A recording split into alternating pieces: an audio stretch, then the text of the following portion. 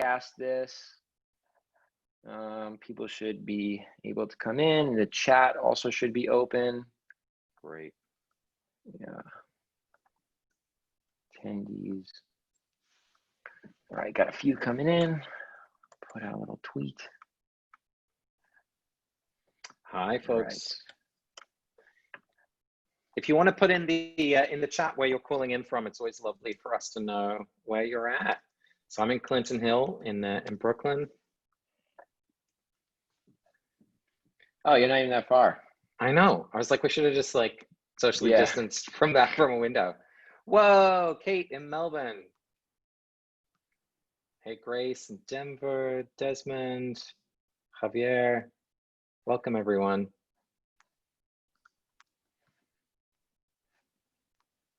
Hey, Sam. I was listening to that amazing track again this morning, thinking of you. Sam introduced me to a wonderful reggae track, and like, it's a great way to start the morning. So thanks, Sam. Sam, where are you calling in from? Welcome, folks. If you're just joining us, put in your location in the chat. It's lovely to see where everyone's at. Hi, Hannah. Western Mass. That's a good place to be right now. I'm from Southampton in Long Island, and there's always the Northampton in Massachusetts. Ooh. Nice. Austin's Lake Placid. Annie's Vancouver. Beautiful. Marjorie in Michigan. Swing state. Make sure you vote. 47 days, everyone. 47 days. Is that what it is? Yeah. Yeah. It's really close. Woo. Woo. Hi, Laura. Welcome, Brandon. Idaho. Beautiful. Beautiful. And Marjorie's like, I'm absolutely voting. Thank you. I can't vote. Let's go, Marjorie. But I'm not a citizen, so I'm counting on you all. Awesome. Well, Emmett, should we crack on?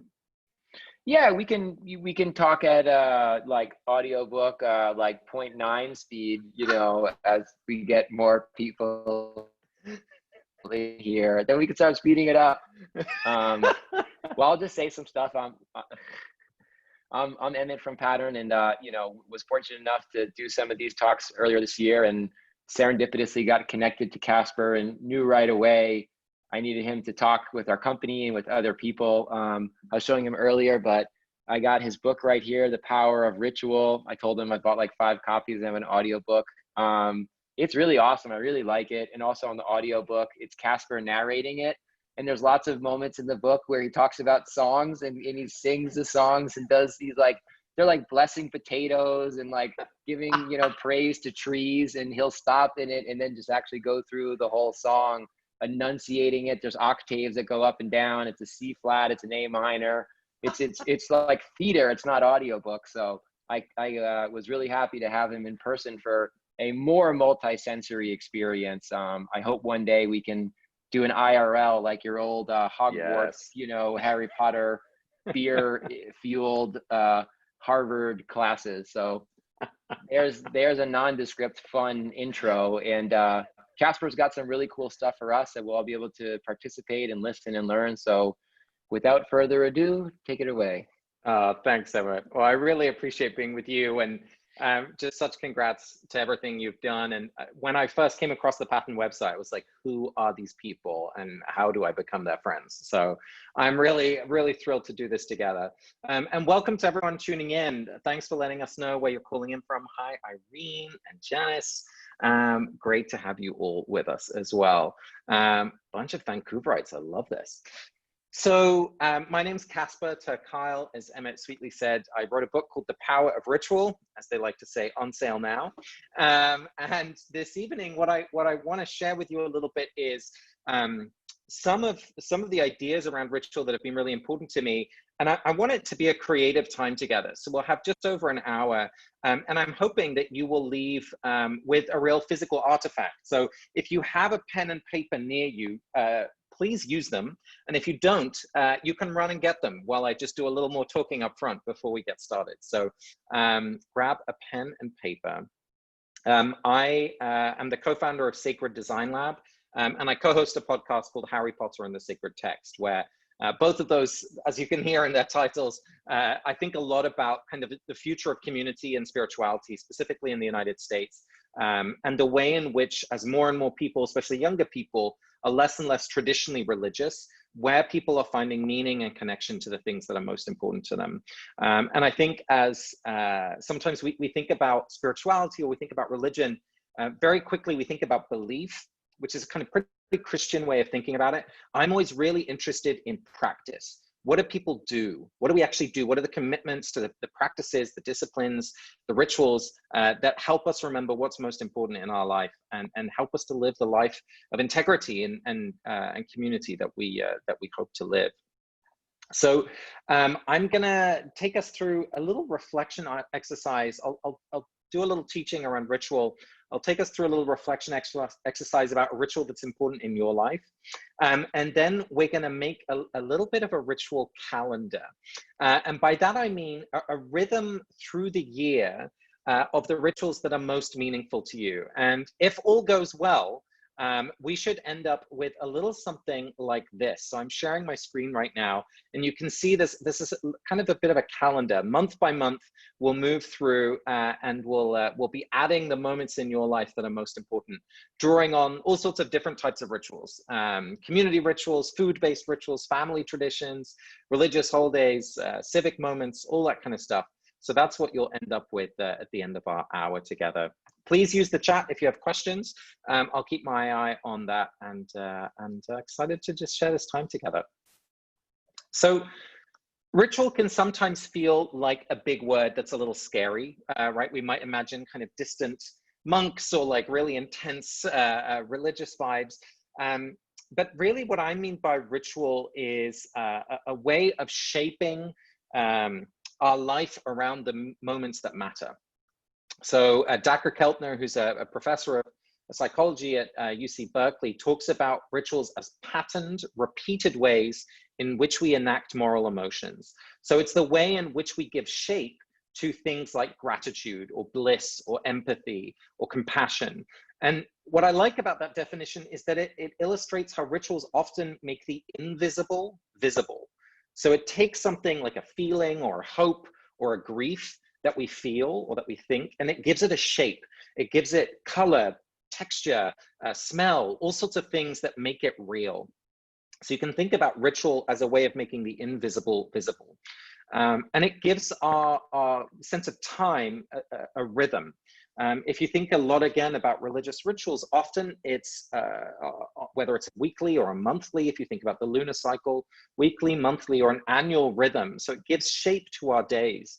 And in our kind of technology fueled world, that's really important. I think it's very easy for one day to bleed into another, especially if we're not traveling or changing our day-to-day life as much as perhaps we were used to.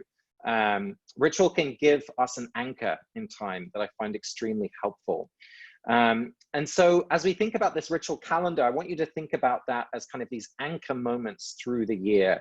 And you can think about a ritual calendar for yourself, for your family. If you lead a community, you might want to think about a ritual calendar for your community. Each of those can be, or even a company, each of those can be a good way to think about structuring time. So rituals also sometimes can feel maybe a little decorative or simplistic, right? It's like something you do to make the world nicer or more beautiful. But I want us to think more rigorously about ritual than that. Ritual can be formative as well as decorative. And what I mean by that is that when we practice a ritual, we're not just doing it because it's fun. We're doing it because we believe that this ritual can help us become the person that we want to be. So we're formed by the practices that we practice. And it's kind of like giving ourselves over a little bit to the ritual. You can't be in ritual space and also listening to a podcast, or you can't be on the phone and also practicing a ritual. It demands our full-hearted presence. And that means that we allow the ritual to shape us in some way. And so when we think about choosing the rituals that we want to practice, you want to be careful about choosing rituals that actually embody the person that you want to be. Is this ritual helping you become more generous? Does this ritual celebrate values that you really believe in? Or are there stories or myths associated with this ritual that maybe you're not so comfortable with? You might be familiar with the wonderful mythologist Joseph Campbell, who says a ritual is the enactment of a myth. And by participating in the ritual, we are participating in that myth. So it's like being part of a story, and we get to reenact that story. Again, if you think about famous religious rituals, whether it's the Jewish Passover story, the Exodus from Egypt, right, where Jews will gather around the table and eat specific foods that remind them of specific elements of the story, right? The bitter herbs and the salty water, of the tears of the slaves, the sweet honey, or the sweet apples, the taste of freedom. Or if you think about in Christian culture, the celebration of the Eucharist is a retelling of the story of Jesus's last night on earth. So each of these rituals hold a story in religious context, but they do in our families too. If I think about the family games that we would play when we would have, when my parents would have family friends over and their kids, and we would all sit around the big dining room table, and we would play a game that my dad grew up playing. He would always tell the story about how his grandparents sat around this table and the games that they would play. It was a way of retelling our family story over and over again. So these rituals hold stories, they form us in these beautiful and sometimes complicated ways. So rituals are formative and they give our lives rhythm. One of the things I think we've lost perhaps in Western culture especially is that sense of rhythm. In the book, I talk about how the kind of crazy amount of money that a lot of us spend on weddings now, I think has something to do with the fact that we don't often get to shape a ritual in our life. And it's like the one time where we get to have a go if we're getting married. And so we'll throw all the money, put all the intensity on it.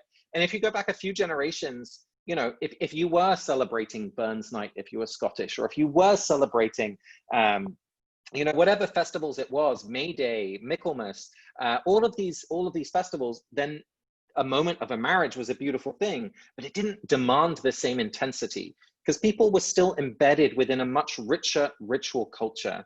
And as we've lost that, I think we're kind of grabbing at moments when we can feel like we have a ritual. I mean, look at the intensity people have around Burning Man, right? It's like, oh my God, I get to be ritually engaged, yes.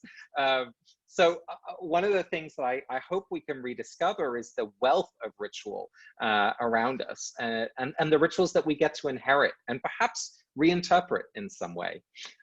So thinking about that kind of ritual calendar really is a way for us to come home to the people that we are and the cultures that we come from.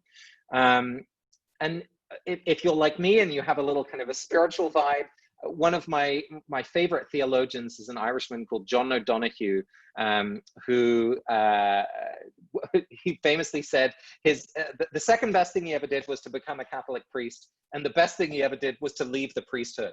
So he had a bit of a renegade spirit. He was the Emmet, shall we say, of the Catholic priests. But he loved to say that to be in rhythm with one's nature is to be in rhythm with God. So that sense of when we're living in rhythm, we're living a holy life, or we're living a whole life. So there's a real opportunity, I think, with creating a ritual calendar to kind of re-enter a sacred time and rediscover perhaps what that sacred time is for us. So the first thing I want to do is just to invite you, and I can't see you, but I'm going to invite you to do this anyway, is to in a minute, just to close your eyes and to take yourself back, perhaps to a time in your childhood or young adulthood, and to remember a ritual that brought you great joy, a moment perhaps when you were with people that you loved, maybe a time when there was delicious food, a time when you felt safe and happy. So we'll just take a little bit of quiet now and allow ourselves to close our eyes and try and remember a ritual in which you felt great joy. I want you to visualize as much as you can where you were. Were you inside? Were you outside? Who was with you? Were you on your own? Maybe with family or friends? See some of the faces and the places that you can recognize. what are you doing? Are you dancing, eating, singing, playing?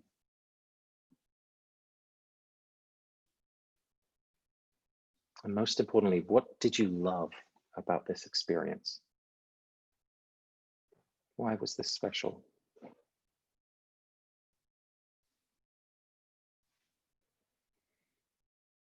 I invite you to come back to your present awareness. And I'm going to invite Emmett to share in just a minute, but if you're willing, I'd also love to hear your reflections in the chat box. So as we reflect on maybe memories that we have, I hope we'll read some of yours in the chat box as well. But Emmett, tell me about the ritual that you went back to in your mind's eye just a moment ago. Every year, I'm from Long Island, and you know, I was born in West Islip, and then I moved to Southampton when I was like 5. But for Christmas, and my parents got divorced when I was young, but a positive of it, as I call it, the Long Island World Tour, is for Thanksgiving and Christmas, I gotta go, you know, see my grandmother, my mom's side, see my mom, I gotta see my friends, and then I end the day by going back to where I was born for my dad's side of the family, and they're a big Irish American family, and everyone's got 17 kids, and no one dies, so they're just around forever. And you know, I just eat. They used to call me left side because I would just go to the left side of a menu, and I would just go back for 3 servings of food, and I don't even remember the presents because the presents don't matter. It was just being in the living room, and there's skylights, there's the old skylights and Christmas trees, and just everyone is razzing and making fun of each other like a barbershop. And I'm looking forward to it for this year because it's still the same, and I hope to do it till I die. Yeah, that's beautiful, Emmett. Were there kind of feelings that came up for you, you know, when you're in that moment? Like, what do you feel? What is your experience like? Just warm, like a cozy turtleneck and a fire. Mm-hmm. Yeah. Just people, like, you know, I don't see them all the time, but like there's something special about the people that you're related to. You know, you can hate them or love them, but you're one click the same, and you get together and you just look at each other and you see how different you are, but you realize how similar you are. Yeah. Oh, I love that. That's beautiful. My mind was going back to Christmas as well, actually. And we weren't a religious family at all, but my mum would organize, and I write about this in the book as well. My mum would organize our village storyteller, because I grew up in a village that I had a love village that. storyteller. And, you know, we would transform our living room and it would become a kind of mini theater, and like 40 people were like squished in, the same kind of vibe. And I think we're both pretty extroverted, so that sense of being with other people is a big part of, you know, what makes us feel good. And Ashley, the name of our storyteller, would come and perform off by heart Charles Dickens's Christmas Carol. And every year, you know, one of the lovely things about rituals is that if they repeat over time, you know, there's like a new layer of meaning added on, and you remember the jokes from last time, or maybe there's a story that everyone tells, or and in this case, you know, we got to know that text really well. So you know, at one point in the story, when Scrooge is going to visit Tiny Tim's house, right, and he kind of sees within one of the ghosts of Christmas past visions, he goes and he sees one of the little sisters of Tiny Tim, like Belinda Cratchit. I still know her name, and he would always go, and she was mashing the potato, and like those kind of things just become part of like family stories and just endless jokes. So I was going back to that time of you know, sweetness and togetherness, but also there was that story is about generosity and not being cruel and selfish, and so those rituals also often have this kind of meaning, which is a real reminder. Oh, I love it. We've got some responses here. Yeah, there's a lot of really good responses. Yeah, will you share one or two? I just saw one. Mariah wrote, "My cousin would babysit me every week, and she would bring me McDonald's pancakes every time." It was her cute little ritual. I love that. I mean, yeah, there's a lot. Like, what do we got here? Irene baking Christmas cookies with my grandmother every year. Hannah, I thought of my HPST reading group when we used to meet in small person and in small groups in Panera Breads. It was warm. Amazing. People had food. We were crowded around the table, chatting with our books in front of us. It felt so cozy and warm. I love this. Oh, Luke's skate trips. I love that. Yep. Yeah, and it does, and so, you know, for some of you, it might be memories that are solo, right? Not with other people. For Luke, it was skate trips traveling from city to city. That is so cool. And skating and cheering people on. You know, we'll get to this in a minute when we start to think more about other rituals, but sporting moments, cultural moments, a lot of these memories have a lot of food involved, which is great as well. Chantal, birthdays, yes, so many good ones. Thank you for sharing, everyone. It's so lovely to read these responses as well. Beautiful. So what I want us to do now is that we've focused in on one specific ritual. I want us to kind of expand our palette of rituals now, and just to come up with like 3 or 4 more. So as you're making your list, this is the moment to take out your pen and paper and use one side of the paper. Start to think, you know, look at the chat, because you'll be inspired of your own memories. What was happening with Christmases or, you know, other religious festivals like we've talked about? What was happening with family?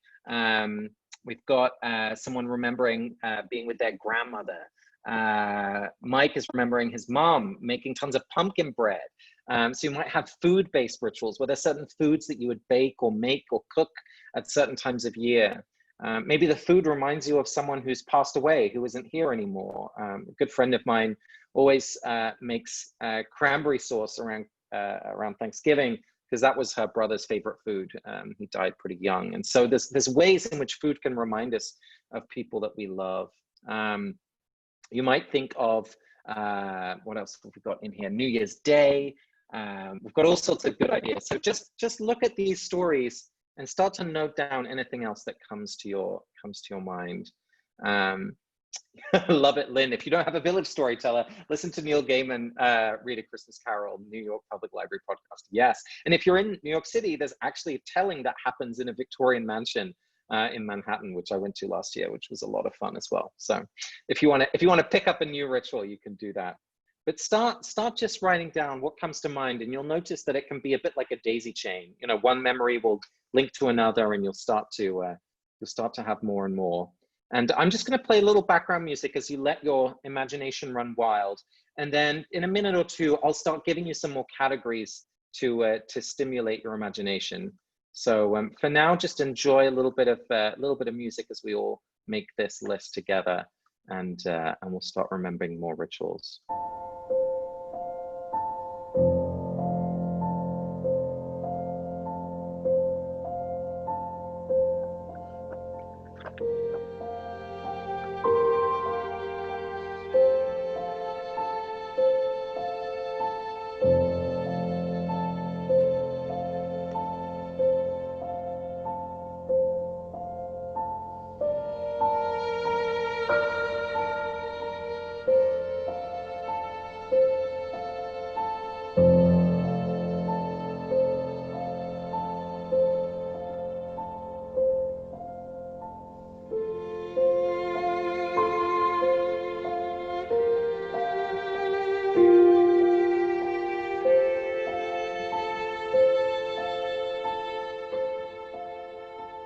They don't have to just be from childhood. What about friends from your young adulthood, college, school, work?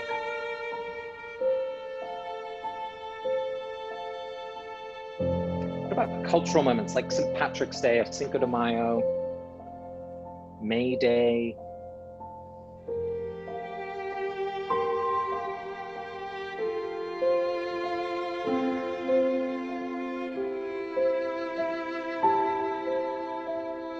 Or sporting moments. For me, the start of the English football season is always very important.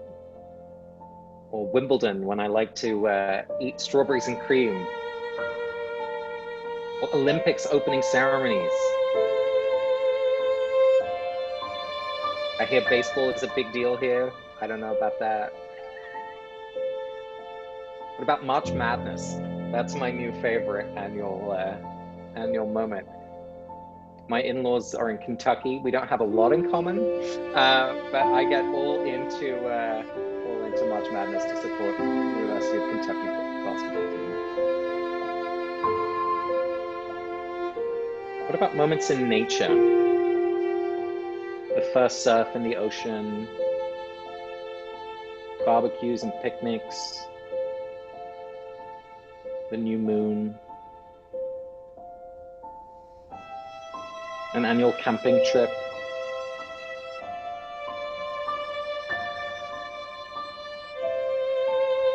What about rituals involving kids, hunting Easter eggs, something to do with camp, quinceañeras, or elders, moments with grandparents, moments when you venerate elders in your community.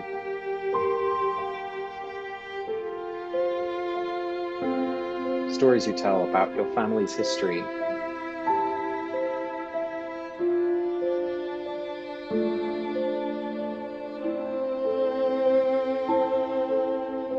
What about seasonal foods? The first tomatoes in the backyard, carving pumpkins, making pumpkin soup.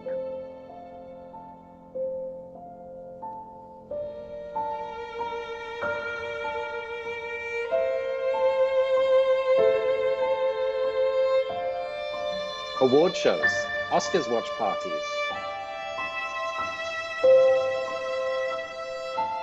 Or even professional conferences where you get to see friends who work in your sector, maybe live somewhere else. Always getting drunk on the last night of a big, big conference. Place-based rituals.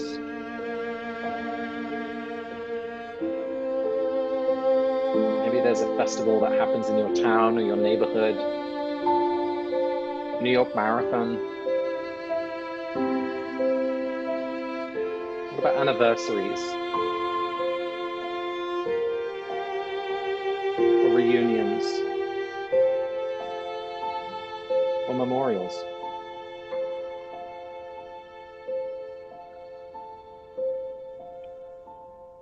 We've got festivals that have lots of craft making involved, times that you get creative.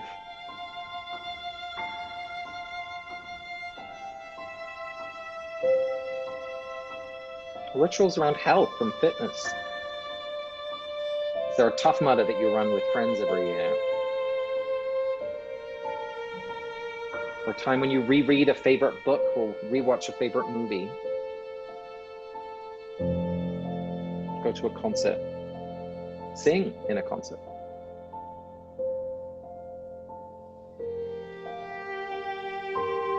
Or the big ones, 4th of July, MLK Day, Juneteenth, Thanksgiving.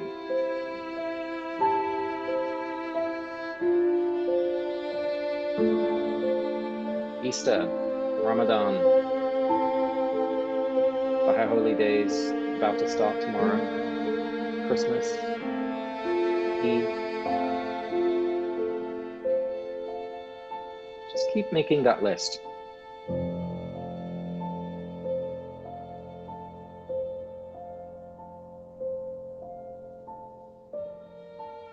And as your list takes shape, just keep listing them for now. But as it takes shape, what we're going to do is we're going to draw a circle on the other side of the page, as big as you can.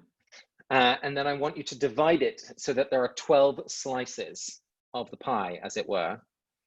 And I will just share the image again so you can get a sense of what it should look like in a moment.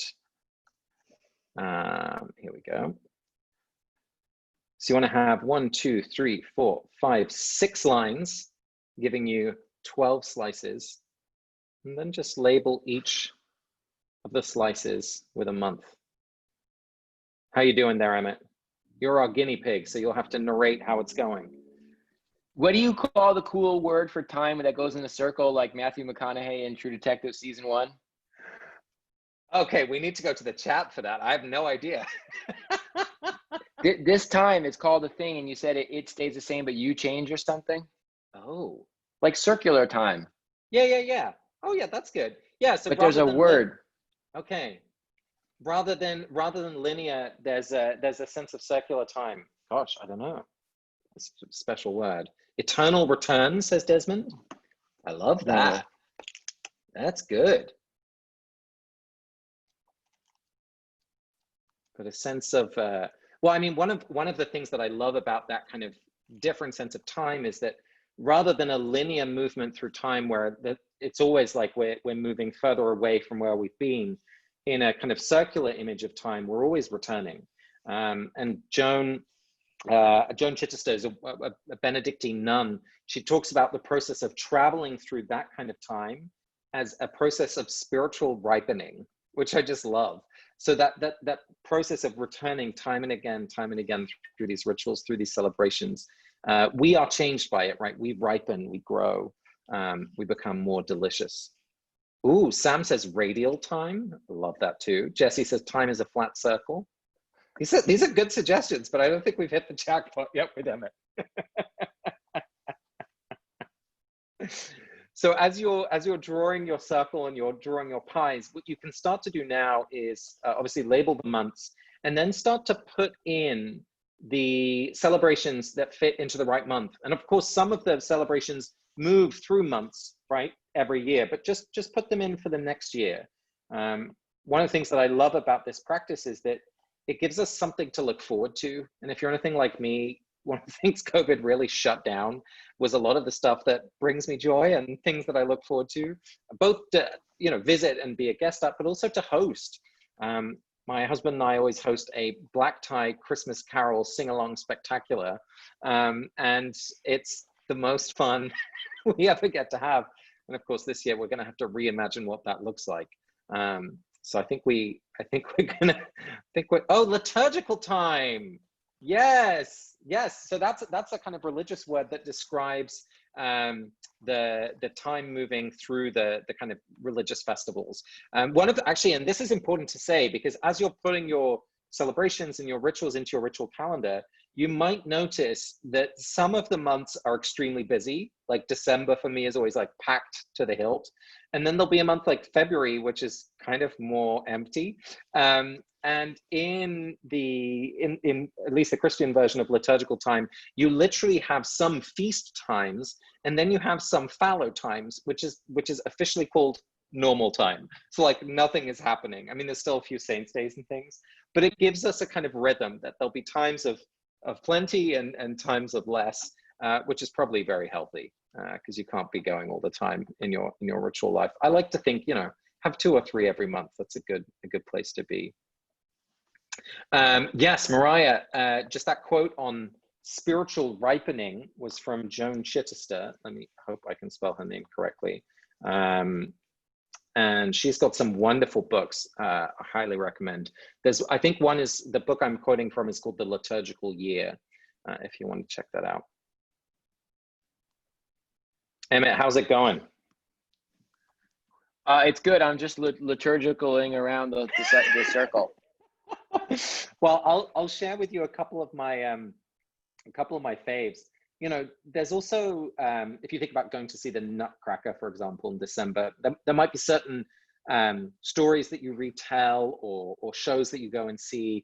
One of the things I did, because February for me was always kind of shitty and it's cold, and I lived in Boston for 7 years, I was like, we need something fun in February. So I started to host a sing-along Sound of Music party, which I now always try to host in February, because there's, you can add a little joy. So some of these rituals will be old things that you've always done, and some of them are new. You can add new things to your ritual calendar. Vogue September issue, always a very exciting time.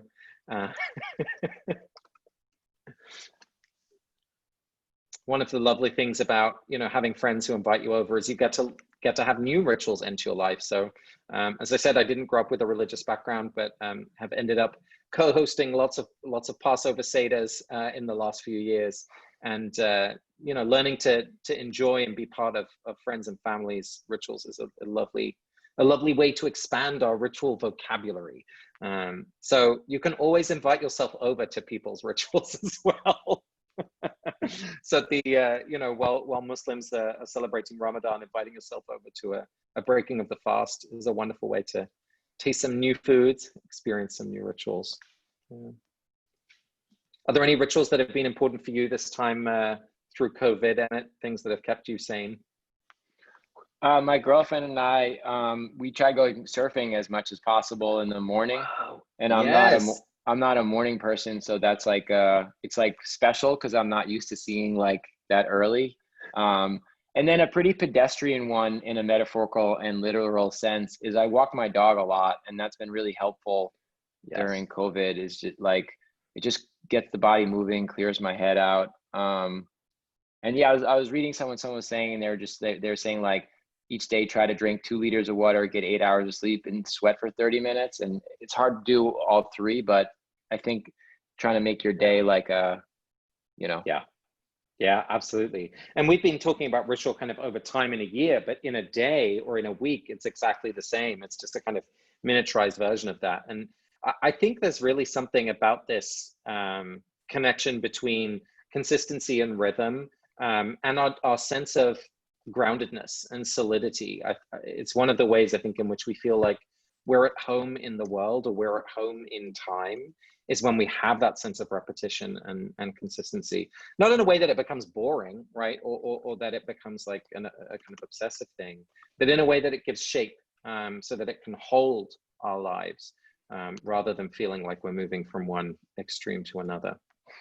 I also know that when I wake up in the morning, my dog is really happy to go for the first walk, and I don't want to, but just seeing how happy she looks, it like Yes, you know, when you do stuff that make other people happy or other creatures, you know.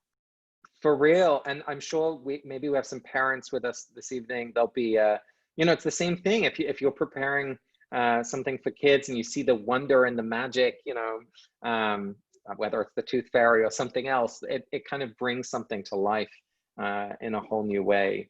And I feel that same way with hosting parties. Like, again, when we were doing our Christmas Carol party, one of the rituals that I grew up with is that in our Christmas tree, we put in real candles. So no fairy lights, but like real candles. And so you have to light them. And this is a wonderful moment when you turn off all the lights in the house. And of course, there's a big bucket of water there just in case things go wrong. But the moment of lighting all of the candles and seeing the whole tree kind of glow with candlelight, and to be able to see other people's faces as they see that, it's just such a sweet memory. Yeah. There's a question in the Q&A little tab button Yeah, I'm gonna from stop sharing Keela my Potter. screen. Yeah, and let's go there. It's a good one. All right, let me see if I can find it. Here we go. Ooh, Keela. Casper, how would you describe the difference between ritual and routine? Great question. So one of the ways, well, the first thing I want to say is both are good. I don't want to create a hierarchy between habit or routine and ritual. They're all helpful, they're all important. But the way I would point the difference is that routines and habits are things that fulfill a practical purpose. So you're brushing your teeth every day, hopefully, as Emma just said, taking the dog for a walk. And that's great. But one of the ways that scholars point to the difference between ritual and routine is that ritual doesn't necessarily fulfill a practical purpose. What it fulfills is a symbolic purpose often. And so it basically, it's a way, it's oriented around meaning. And one of the ways that you can turn a habit or a routine into a ritual is to add that kind of sense of meaning. And so the tool that I use is a 3-part one, and I look for intention, attention, and repetition. So an intention, like we talked at the beginning, is you want to have that sense of, is it about reconnecting with gratitude? Is it about remembering a loved one? Is it about celebrating generosity, right? Like there's a bigger reason rather than a practical purpose that you're fulfilling. So there's an intention that you're bringing to this practice, to this action. Secondly, you're paying attention while you're doing it. So if you're thinking about, brushing your teeth every day, maybe you're also listening to a podcast, or you're thinking about your day or the things you have to do. That's fine. But to make it a ritual, you want to be present. And so this is why often in religious culture, there's a lot of focus on, incense, or maybe people are wearing beautiful robes, or there's use of music. All of those are really kind of experience design elements to help us be present to this moment, to help us pay attention while we're practicing. And then finally, repetition. So repeating it over time. And often that's repeating ourselves in our own lives. Or it might be as a culture, right? Think about a wedding. Maybe you're getting married more than once, but traditionally maybe at least there's repetition in how the culture celebrates that moment, right? The breaking of the glass, the wearing of white, whatever it is, the walking down the aisle. So intention, attention, repetition is the way that I think about going from kind of a routine to a ritual. Feel free to ask more questions in the Q&A chat. I'm very, very happy to do those as we go along. Thank you, Kuile. So I'm hoping that you are creating your little ritual calendars as we're going. And I would love to ask you to share in the chat if you can. What are you noticing? Are you noticing, like I did, that there's kind of maybe a little bit of imbalance across the year, that some of the months are really busy, some of them are not? Maybe you're noticing that a lot of the rituals that are important to you are around family or other people. Or maybe you're noticing that a lot of the moments that are important to you are about your life on your own, your solo life of introspection.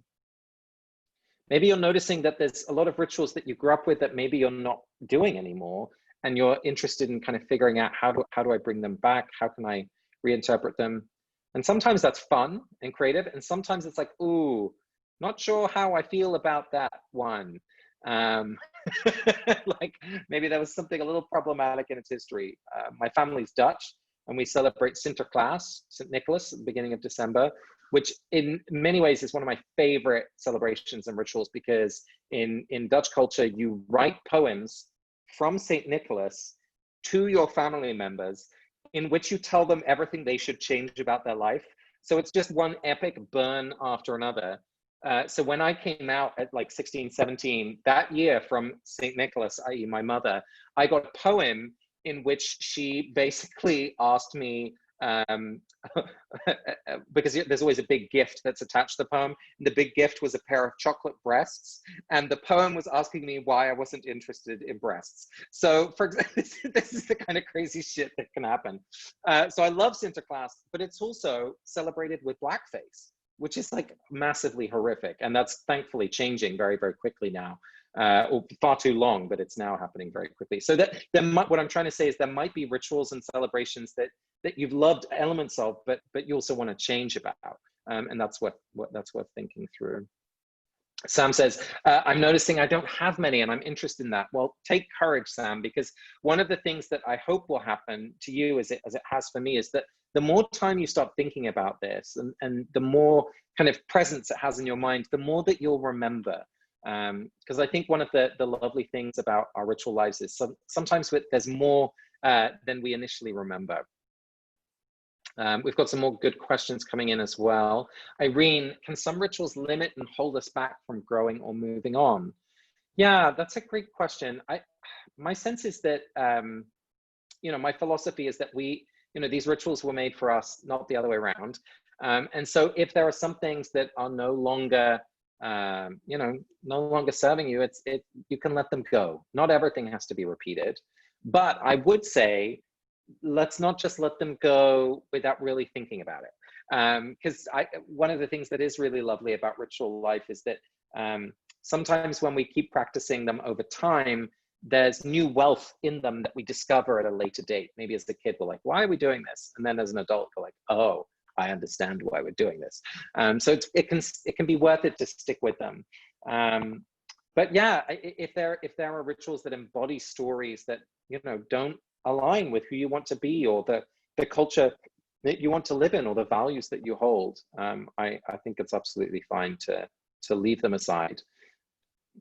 Yeah, I was saying, you wrote in the book, I think the similar maybe to what Irene was asking, you were saying the difference between traditions and conventions. Oh yeah, that's a great. And then the guy who's a Trappist monk, which is all I want to be in life. Yeah, this is Thomas Merton. I mean, Merton is fire. He grew up non-religious 20th century American guy, and had this famous conversion, like on a street corner, where he was like, everything is connected. Like he just had this amazing kind of awakening moment, and decided to become a Catholic monk, a Trappist monk. And there's a beautiful the place where he lived in Gethsemane in Kentucky. They make incredible cheese if you ever want to go to Kentucky and enjoy some monk-made like cheese and goodness. But what's interesting about Merton is that he became very, very interested in Buddhist meditation as well. So he actually spent a lot of time in Southeast Asia, and actually died out there, I believe. And he would pray very unusually in a kind of seated lotus position. So he was a Christian monk, but prayed in this traditionally Buddhist posture. Anyway, he has this wonderful meditation on what makes something a tradition. And usually we use that word tradition as meaning something old or something that people have always done. But he says, no, we have to be more precise than that. Tradition is different from convention. Convention is the way that things have always been done, right? I did this because my father did this, my father did this because his father did this, or in a community or in a company, or that's always how we do it around here. And it's very easy that we pay attention to that outer shell of convention, the thing that you can see, the thing that you can recognize. And Merton says tradition is the breathing heart that lives inside that shell. And the way that a good ritual is shaped is that you pay attention to that living heart, the values, the stories, the essence of what this ritual is about. And then you contextualize it in this culture, in this historical moment with this technological capacity. And that's how we shape a real tradition. Because if we just keep doing what we've always done, the world is going to change around us and it's going to stop being meaningful. And honestly, that's one of the biggest problems with institutional religion, is that so many congregations and traditions, religious traditions, have become kind of obsessed about, no, we have to have an organ, we have to have pews, we have whatever it is. And the form is what people are attached to, not the function that lives underneath. So yeah, that's one of my, I love Merton. I love that kind of little riff, because for me, it really helped me understand, to look for the essential, not just for the kind of outer wrapping. Yeah. Charlie asks, have we heard of drawbacks from too much ritual or structures? Yeah, that's a great question. I mean, we should have room to breathe. I definitely don't want anyone to be like freaking out because every other day they're hosting like 50 people or they're having to create some sort of beautiful ritual space. I think a good balance of hosting and participating is something to look out for. I'm someone who always likes to have people over and create things. And sometimes I feel a little bit like, oh, all the fun things I'm looking forward to are things I'm in charge of, and that's not a good thing. So trying to find a little bit of balance is something I would definitely look for. Alice writes that she's noticing a lot of rituals from childhood around festive celebrations, but not many in everyday life. Yeah, that's something I think that's really helpful. And again, I think we can learn from religious tradition here. If you think about the saints' days, one of the things that the saints' day, and every day there's a different saint who's honored, right, in the Catholic tradition. One of the lovely things about the saints' days is that saints kind of offered us people to look up to, or lives to aspire. And one thing that can be really fun is to kind of create your own saints calendars. So one of the things I did as a young person was to print off pictures of some of the heroes who inspired me, and to take a quote of something they'd written or that they'd said, and put them together and just put them on a wall, and to kind of create that little bit of magic in the everyday. And then I met my husband, who has great aesthetic taste, and he told me to take them down, which is fair, because it looked a little bit homemade. Let's go to Megan's question. Can practical routine things become ritual, where our entire life becomes part of a larger ritual and everything has a meaning? Or is there a limit to how many rituals we can have in our lives? That's a beautiful question. What do you think, Emmett? I mean, you think so much about the everyday and about how to make it meaningful with the work that you do at Pattern. Is there a limit to how much we can make things meaningful? It's a good question, because I feel like it's like time is a flat circle. There isn't a right or wrong to it. I think we probably could all aspire to having, our lives have a larger meaning that feels kind of that you're part of. I think I like what you said of giving space for yourself. And I think for me, like I get overwhelmed by options. Like I don't eat meat anymore, but I grew up eating McDonald's every day. for like 20 years, and everyone get mad at me because I would just sit in line and Yeah. look at 6 options and I couldn't make my mind up. Yes. You know, I'm like, well, do I get it? It's like there's a hipster place near me where I get egg sandwiches, and like, would you want Gruyere? And I'm like, I just want cheese, man. Give me Like, cheese. Yeah.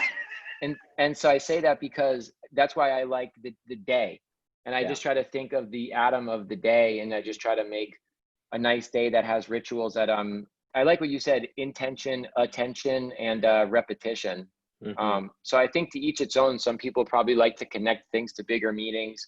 Some people may want to see stuff throughout a year. I like to just think of a day. Yeah, that's beautiful. I like that. And I think that one of the ways that I would think about it again is that balance of like, if you're in charge of all of it, then it's too much, because then it feels like work, honestly. But so one of the things I'm really passionate about is how can we recreate, to use a little bit kind of nerdy language, but like an infrastructure of meaning, like that you're not always responsible as an individual for these rituals. How can we participate in communities or neighborhoods or households in which we don't have to make things up all the time? And I think that's one of the big losses, among with the many good things that has come from this shifting religious landscape. Again, as a gay person, I'm the first to be like, yes, thank you, to get rid of some of those structures. But in a structurelessness, we're always in charge of making our own meaning. And that's exhausting. And so how can we find ways to participate in communities or even companies, right, in which we feel like there's some bigger something that's holding us responsibly and soaked in sacredness is one of those phrases I love. Yeah. Oh, great. Okay, we've got some more reflections, got some more questions coming in. And I'm hoping, folks, that you might share the beautiful calendars that you're creating, whether it's on social or if you want to email them. It's such a delight to see what your structures are looking like. So I'm sure you're kind of wrapping up that drawing now. You can also doodle. If you don't want to write in them, you can also doodle little things that are associated with those ritual moments. Madeline asks, how can release be incorporated with ritual? Like letting go of self-limiting beliefs, letting go of patterns, things that no longer serve you. I love this. And again, I think there's so much within history that gives us a bit of a shape of how to do this. A friend of mine is the head of culture at a large tech firm. And on the Day of the Dead or Halloween, she organizes a company-wide funeral for all of the projects that failed. And so it's an amazing way in which to give space for things that need to be let go. Because if they're not, maybe there's resentment or the sense of like, oh, I failed or I didn't do this well enough. But if we give it a safe place in which we can put those feelings and we can put those failures in their case, it gives structure, it gives shape to those rituals. So I love that idea of release. I mean, there's many beautiful practices of, burning things that have been written down, or using ink and putting it in water, or, balloons that go into the sky. There's many ways in which we found ways to give shape to that sense of release. I mean, the burial of a body or the scattering of ashes is maybe the most intense version of that. And I think finding a way in which it isn't just a static, something was here, now it's gone, but if it can be re-entering again into some sort of circular motion, whether it's, dust to dust, ashes to ashes, that sense of return rather than just absence, I think can maybe be a way in which we can think about releases isn't just a dismissal, but an integration in some way. Maybe that's a little abstract, Madeline, but that's where my brain goes with your beautiful question. Thank you. Oh my goodness, so good. Mike, I attended a funeral yesterday. It was an entire ritual with many rituals inside it. Yeah. In times of loss and sadness, it seemed that rituals gave people something to hold on to. Mike, this is so important. That 200,000 people have died of COVID in the last 6 months. And I have not seen any public expression of grief, which is insane. If you think back to what happened after 9/11, the way in which the American flag became this symbol of resilience, of hope, of freedom, the way in which people, Diana's death in the UK, this outpouring of grief, flowers going on for hundreds of meters being put against the palace fences. the fact that COVID is happening in this kind of dispersed way, the only thing I see is like the number total on the New York Times website and a Twitter account called Faces of COVID, in which volunteers are collecting the stories and images of people who have died. And if we don't have a structure, a time or a place, or I mean, even the clapping at 7 p.m., there was something that could hold this sense of like, we have to say something, we have to be something together. I don't just think it's like bad, I just think it's dangerous, because what happens in our brain, if we don't have language to express an experience, what we do, like neuroscientifically, is we reduce the impact of the experience. We say, well, then it doesn't matter. If I don't have words for it, if I don't have shape for it, I have to dismiss the experience. And I think that's what's happening, is just in our psyches, we're having to minimize the experience of what's going on, which is nuts. So I really appreciate you pointing us to that. Yeah, thanks, Mike. So let's just take a few more minutes. We'll take maybe one or two more questions, and we'll close at the hour. And again, I really hope that you'll share those beautiful ritual calendars. If you want, I'm actually about to launch a lovely little product, which I'm very excited about. This will be a booklet that'll help you make yours. So it's got all sorts of the questions and the prompts in here, and it'll come with a fold out of the ritual map over time, so you can fill it in. You don't have to use a compass to draw a circle, which in my case is very helpful. Okay, we've got some questions here. Sam, you talk about ritual as being able to transcend time and space. Yes, like weddings being able to pull people together across the globe, family games being passed down across generation. How do you think about ritual as globally connecting experiences, especially in internet times? Can they be as powerful, and can we create new internet-based rituals? Ooh, or is the intangibility of the internet a necessary block? Sam, this is a great question. I absolutely think we can create new ones. Sam coming in hot, yes. I mean, think about even just like early internet culture, like post-secret, right? The ways in which sometimes anonymity can, create these like, these moments of connectivity in really interesting ways. I think the potential of kind of mass, whether it's media, whether it's video or audio in a podcast, there's amazing ways in which we can share experiences. If you think about the kind of music concerts happening within Fortnite, I think are really interesting. But my favorite ones are when we're using the internet, as the founder of Meetup says, using the internet to get off the internet. So thinking about even something like a globally distributed day of action, 350.org, the climate action organization, they came into being by having one day of action in October, I think 2009 or 8, in like 174 countries around the world.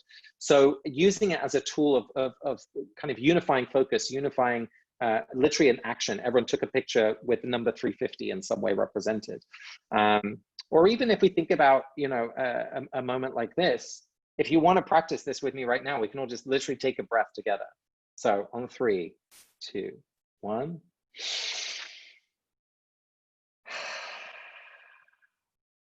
It's a tiny, tiny thing, but I know that there were tens of you taking breath at the same time. And so there are moments like that when, even without language, but a shared practice, I think can connect people in a really powerful way. Yes. All right. Let's have one final question, and then we'll round it up. How do you introduce a new ritual into your life? I think of this like dating. I read a wonderful book called The Sabbath by Abraham Joshua Heschel, wonderful Jewish theologian. And it really inspired me to start doing a tech Sabbath. So on Friday night to Saturday night, turning off my phone and my laptop. And the first time I did it, I was like, ooh, this is kind of weird. Like, I'm not going to tell anyone, right? Like there was something that felt kind of strange and unusual about it. So I would think about it as just trying it out. Give it a little space to breathe. Don't be too intense with it or with yourself, but just try it out. And one of the things I would really advise is to find a wise person in your life who can accompany you through these kind of questions. I was very lucky enough in Div School that our community chaplain, Kerry Maloney, was always there with suggestions of a practice to try or a book to read. And so in religious cultures, this might be called a spiritual director or an elder of some sort, but finding someone whose wisdom and whose life you trust to maybe have a conversation with as you try something out, without having to put it on social media straight away. Just give it a chance to kind of settle into your life and into your time and into your days. And then over time, as it becomes, you know, a part of your everyday, then you can start talking about it. But give it a little space to breathe before you do it. It'll feel awkward at first, and that's fine, because being in ritual space inherently is about not being in control. And that's very uncomfortable for someone who, like me, is a bit of a control freak. But yeah, Malidome Patrice Sommet has a great book called Ritual, which is all about that. Malidoma Patrice, I'll put his name in the chat. Has a book called Ritual. If you wanna think more about how kind of ritual can take us out of our comfort zones and out of our everyday. Beautiful. Wow, Emmett, thank you so much for having me. Yeah, and Casper, what's your website and the best way people can reach you? You're a very accessible guy, which I always love. What you're saying is I have nothing better to do, which I agree with. You can find me at caspertk.com, on Twitter at caspertk, and yeah, as I said, if you go to holstein.com/ritual, I think you can find the ritual planner. So I'll put that in here as well. When's that coming out? It's, if you order now, I think actually there's a 20% discount, and we'll ship them in November.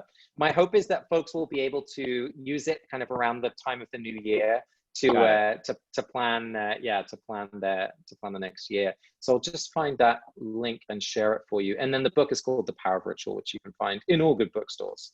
And support your local bookstores if you can. It's always a good thing to do. And what should we learn more about pattern, Emmett? Tell us more. Well, thank you to Amani, Carson, and Des on our side that helped organize and put this together.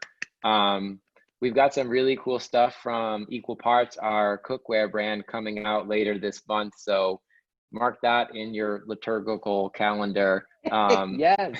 And then, yeah, I don't know. I think we have another talk that we're doing with someone I'm really excited. I think it'll be a pretty deep conversation for next month, and some more stuff. So really happy to kick back off this speaker series with you. And some of us were talking on Slack, you know, and some of the moments that we had downtime, and we were saying how much we really needed this today. So thanks a lot, Casper. This was a really nice experience. Oh, I'm so glad. I'm so glad to be with you all. And do share your lovely ritual calendars. That just makes me so happy to see them. So Kate had one question. Will there be a digital edition of your ritual planner? I don't think so, but I will. I'll take that on board. That's a good one. Yeah. Oh, thanks, Kate. Thanks, everyone. Right, thank you, Casper. Thank you so Enjoy much. the rest Have a of your great evening. night. Bye. Bye, folks.